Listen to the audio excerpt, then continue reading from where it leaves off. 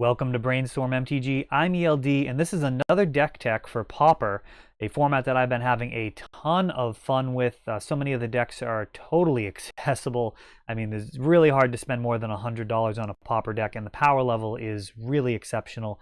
A great way to get people into the game, and I'm getting into Pauper, and I hope you can come with me on this journey, learn a little bit about it. So let's jump in to one of the front runners of the format, which is Burn. It really doesn't lose that much from Legacy.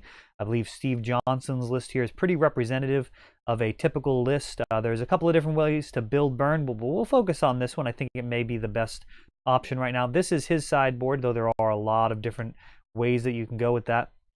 Of course, it all starts around Lightning Bolt, the original alpha from the Boon series. You get 3 for 1. Ancestral gets 3 cards, but Lightning Bolt does that 3 damage to whatever you want, most often your opponent's face. This is the premium burn spell in the deck. You are going to cast your other burn spells before this one because you may need to kill a creature. The other ones are nowhere near as good at that. It is an instant as well. It's everything you could ask for. You would play 40 of these if you could. To round that out, since we can't play 40 Lightning Bolts, the card's been imitated many times by Magic Design. Chain Lightning was one of the first. That's from Legends originally. Been reprinted several times. The prices come way down, especially with the new Battle Bond reprint, and that's going to do 3 damage to any target, just like Lightning Bolt, except it's a sorcery, and the controller can pay 2 red to copy the spell. So if you target your opponent, they can pay 2 red, target you. You could then pay 2 red and target them. Pretty much always goes off without a hitch. Usually you pay 1 red, you do 3 damage, you move on to your next burn spell, which is Rift Bolt. This one's a little bit slower, so you can use it right away if you play full retail value. That's 2 in a red. That's actually a pretty fair cost for this effect, not for this format, but just in general for Magic Design. It's not that bad. You can also suspend for 1 red, and that means during your next upkeep, you're going to remove that suspend counter and do 3 damage to whatever you want. So it's a totally reasonable card to lead out with at the beginning of the game. As is Lava Spike, 3 damage to target player. Not going to have any splicing onto Arcane in this deck, so the Arcane element of that, not relevant, though that could be fun to mess with, though that is pretty mana intensive in this deck. Doesn't really want to be spending too much time. You generally will just want to get your opponent out of there as quick as you can. Those other spells are pretty much all inferior to Lightning Bolt in almost every circumstance. But we do have some cards that are situationally better. They typically cost more than 1 mana, but starting out here with Searing Blaze, here it does 1 damage to a player and a creature that they control, so they have to have a creature on board in order to use this. Makes it a little more situational. Also, with Landfall, it does 3 damage to the player and creature, so that can be quite a bargain when you make your land drop for turn. Firebolt is a singleton in this list. It does 2 damage to target creature or player. This is generally what you want to kill a creature with if you can get away with it. The Flashback also is useful for that. Can do a full 4 damage for a single card, which is nice. And speaking of 4 damage with a single card, Fireblast has been doing that since Visions, sacking 2 mountains to do 4 damage to target creature or player at instant speed. This thing closes out games. I actually just lost a Legacy tournament to this card, and what a beating that card is. Because of Fireblast, your mana base is basically just mountains, though we do have 1 other land in the deck, which we'll get to in a bit. But you really don't want to mess around. You don't want anything coming into play tapped. You want to use your mana efficiently and close things out as quick as possible. This is a very powerful format, and you do not want to give your opponent all day to assemble their more complicated strategies. This is straightforward burn right to the face.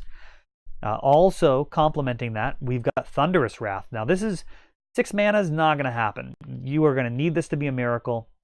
That means if it's the first card that you've drawn for the turn, you can pay a red to cast it as its miracle cost. So that's on your turn, or if you draw on your opponent's turn. To set that up, we've got Magma Jet. You can pay 2 for 2. You do 2 damage to target creature or player with a Scry 2 that's mostly in there in order to support the Thunderous Wrath.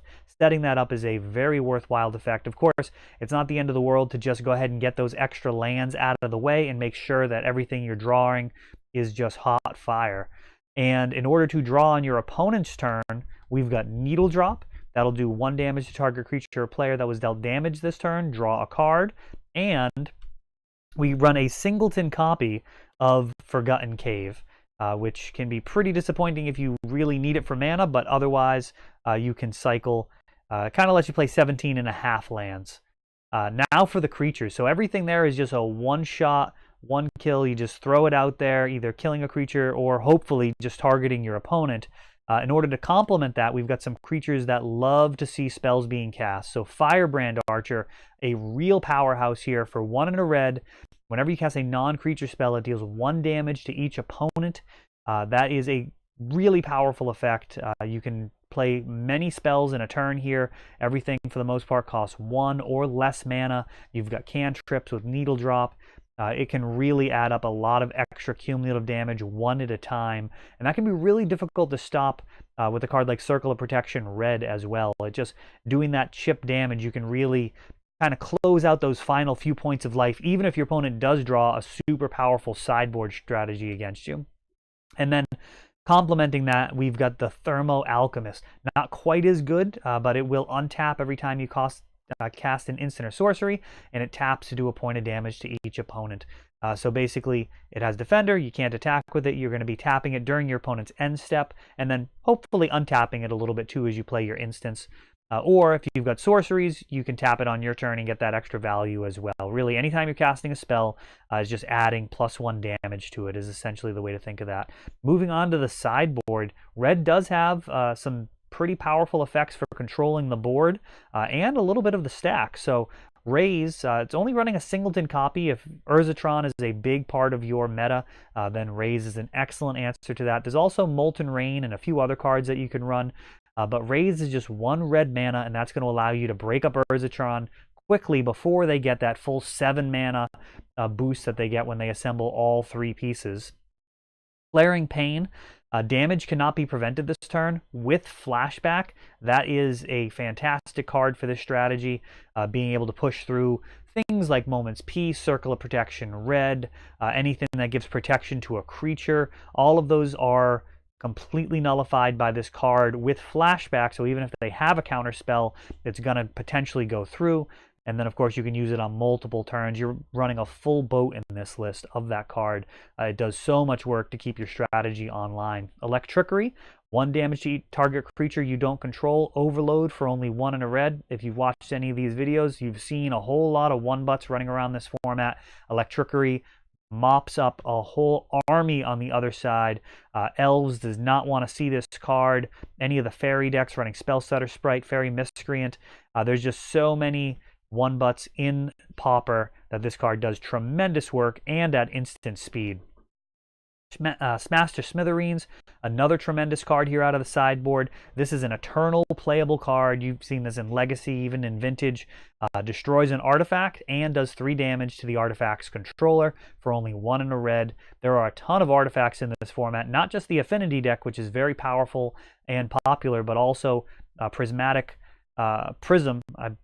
I believe it's Prismatic Prism, is going to be filtering your mana. So many decks run that as well, Urzatron in particular. So this is a really powerful sideboard card versus a lot of decks to give you another card that does 3 damage and controls the board a little bit. And then Pyroblast here. Counter target spell if it's blue, or destroy target permanent if it's blue. Pyroblast, one thing to note, of course, it's going to counter all the blue spells, kill all the blue creatures, make sure that your spells resolve. And one thing that's nice about it, you can also cast it on any permanent. So it says destroy target permanent if it is blue. So if you're looking for that little extra untap or extra trigger for your creatures, you can actually fire Pyroblast off without a target that it will destroy just to get that extra bonus. Well, that's it for Pauper Burn. It is just about as powerful as Legacy Burn. Very good deck. I hope you get a chance to try it out. And let me know in the comments what deck tech you want to see next. These are a lot of fun, and they're helping me really understand the format as well, building these decks, getting some games in with my daughter and my nieces and nephews. It's a tremendous format. And as always, thanks for watching.